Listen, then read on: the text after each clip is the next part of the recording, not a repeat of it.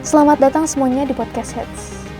Podcastnya Hitmaker Studios. Aku Zoe Jireh, berperan sebagai Hani di film Rebonyo. Jadi hari ini aku mau bawain cerita horor tentang kos-kosan angker dari salah satu teman yang udah ngirim ceritanya melalui email dan dipilih sama pihak Hitmaker.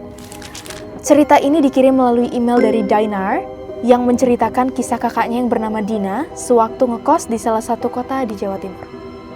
Pada 1 Juni 1990, pagi hari itu, Dina sedang bersiap untuk pergi ke kampus yang gak jauh dari kosannya itu. Saat keluar, ia sudah ditunggu oleh sahabatnya Dina. By the way, mereka itu satu kampus dan satu fakultas, yaitu kedokteran. Saat itu, Dina terus saja ngoceh soal penghuni baru di kos. Lo tau gak? Soal cewek yang baru ngekos di sini. Katanya keluarganya itu dukun. Gue jadi takut ada apa-apa sama orang-orang di kos, ucapnya. Lalu, Dina refleks memukul mulutnya. Kalau ngomong itu jangan sembarangan. Kamu ini pagi-pagi udah seuzon aja. Kamu kebanyakan gosip tau gak? Gimana kalau berita itu gak benar terus dia dengarnya tersinggung? Udah ayo kita ke kampus. Saat itu Dina langsung memanaskan motornya sambil sesekali melihat Nina yang dari tadi asik memainkan kukunya yang baru di nail art. Saat Dina melihat ke balkon kosan, dia melihat wanita yang dimaksud oleh Nina. Sontak, Dina langsung tersenyum. Dan wanita itu tersenyum balik. Beberapa menit kemudian, Dina dan Nina pun berangkat ke kampus. Setibanya di kampus, Dina dan Nina langsung menuju ruang kuliah. Suasana hari itu terasa aneh sih, lebih sunyi dari biasanya. Saat dosen mulai menjelaskan materi, Dina merasa ada yang memperhatikan. Dia menoleh ke belakang, tapi nggak ada siapa-siapa. Bulu kuduknya pun seketika menunduk. Saat jam istirahat, Dina dan Nina pergi ke kantin. Nina masih aja ngoceh terus tentang penghuni baru kos mereka. Gue yakin banget dia bukan orang biasa, kata Nina, sambil menatap ngeri ke arah jendela. Tiba-tiba, seorang mahasiswa berteriak histeris dari arah laboratorium. Dina dan Nina bergegas menghampiri mereka. Dan sesampainya di ruang laboratorium, mereka melihat seorang mahasiswa tergeletak di lantai dengan mata melotot dan mulut berbusa. Di tangannya tergenggam sebuah botol berisi cairan merah. Racun! Teriak seorang asisten dosen. Suasana panik menyelimuti laboratorium. Malam harinya, Dina kembali ke kosan dengan perasaan gak tenang. Teringat senyum penghuni baru kos tadi pagi. Senyum itu terlihat ramah, tapi entah kenapa membuat Dina merinding. Saat melewati kamar penghuni baru, Dina mendengar suara bisikan aneh. Mengintip dari celah pintu dan melihat wanita itu duduk di lantai. Dikelilingi lilin-lilin yang menyala. Di tangannya ada sebuah boneka voodoo. Dina terkejut dan mundur perlahan. Ia berlari ke kamarnya dan mengunci pintu. Saat hendak berbaring, Dina melihat bayangan hitam di balik tirai jendela. Bayangan itu bergerak mendekat, lalu menghilang.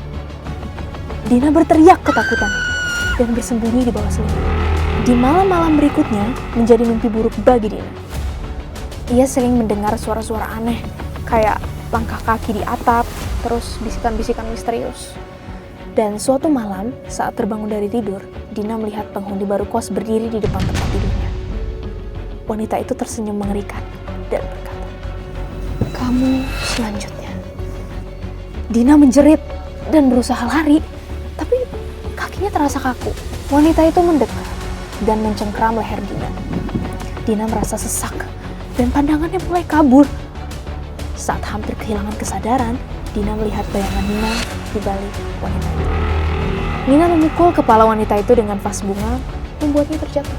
Nina membantu Dina melarikan diri dari kos. Mereka pergi ke rumah teman mereka dan menceritakan semua yang terjadi. Keesokan harinya, Dina dan Nina kembali ke kos bersama beberapa teman mereka. Mereka mendobrak kamar penghuni baru, tapi kamar itu kosong. Hanya ada lilin-lilin bekas dan sebuah boneka voodoo yang tergeletak di lantai. Sejak kejadian itu, Dina dan Nina gak pernah lagi ngelihat penghuni baru kos itu. Tapi mereka selalu ngerasa dia ngawasin mereka dari kejauhan. Teror itu gak pernah benar-benar berakhir.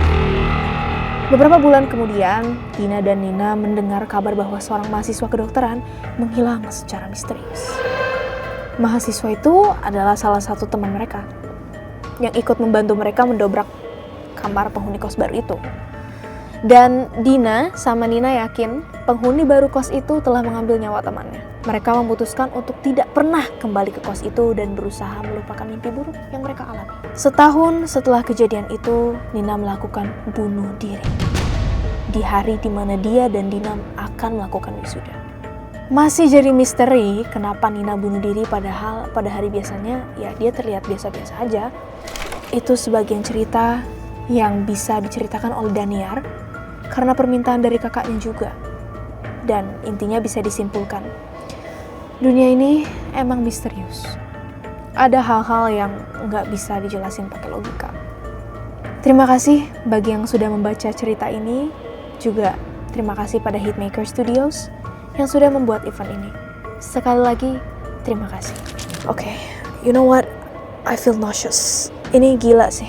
I mean, apa ya? Kita tuh kayak terjebak di satu posisi di mana kita nggak pernah tahu si penghuni kos ini sebenarnya nyata atau enggak. Cause you know what? She just gave smile and go. It seems like impossible to do cause she's human, right? Kayak nggak mungkin, tau gak sih? Dan tiba-tiba pas udah mau wisuda, kita nggak pernah tahu ya. Ini si setannya tiba-tiba nge-convince si cewek ini untuk bunuh diri apa gimana? I don't know, I don't get it, but it's so odd, aneh banget. Masa tiba-tiba orang mau wisuda, it's the happiest day on her life, and dia bunuh diri, suicide. And it's crazy, you know what? Dan ini gila banget sih. Thank you for sharing your story, Daniar, and I'm so glad you could share it to us. Dan ini juga jadi pelajaran buat kita semua untuk hati-hati ya teman-teman, karena banyak hal yang memang benar-benar perlu kita selidikin dan perlu untuk kita antisipasi. Kita nggak pernah tahu apa yang bakal terjadi dalam hidup ini ya. Ada hal yang kasat mata, ada yang gak kasat mata. It's the only thing that we can believe on. So, kita gak akan aneh-aneh lah, gak macem-macem lah pokoknya ya. Serem banget, gila. Begitulah cerita horor yang bisa aku ceritain hari ini, yang udah dikirim sama blackmamba696907@gmail.com melalui email. Cerita horor berikutnya bakal dibawakan sama Cassandra Lee. So, sampai jumpa di episode Podcast Hits berikutnya. Jangan lupa saksikan Rego Nyawa di bioskop 31 Juli 2020. XOXO.